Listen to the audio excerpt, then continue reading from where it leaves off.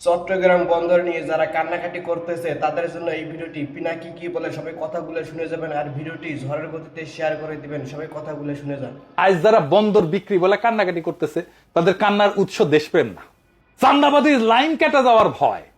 Chittagong container টার্মিনালকে বিদেশি কোম্পানির হাতে দেওয়ার প্রস্তাব আসার পর থেকে যাদের গলা ফাটতেছে তারা কিন্তু মুখে উচ্চারণ করতেছে না যে এই টার্মিনাল এতদিন ছিল সাইড পাওয়ার টেকের হাতে, একটা দুর্নীতিগ্রস্ত মাফিয়া চালিত কোম্পানির হাতে, আওয়ামী বান্ধব কোম্পানির হাতে, আওয়ামী লীগের লোকের হাতে, যাদের মালিকারা শেখ হাসিনার পরিবারের ক্যাশিয়ার ছিল, আর যাদের মাধ্যমে হাজার হাজার কোটি টাকা পাচার হয়েছে।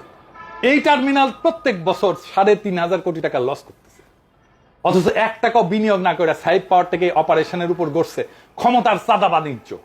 এইটা শুধু একটা কোম্পানির লুট না, এটা পুরা বাংলাদেশের প্রবৃদ্ধির গলায় দড়ি। তাই আজ যারা বিরোধিতা করতেছে তারা কি এই লুট বন্ধ করতে চান, নাকি সেই লুটের অংশীদার হারায় অস্থির হয়ে গেছে? প্রফেসর ইউনূসের সরকার এই দুর্বৃত্তের শৃঙ্খল ভাঙার সাহস দেখাইছে, এবং সেটাই আজকে দেশের রাজনৈতিক মাফিয়াদের গায়ে আগুন ধরায় দিছে।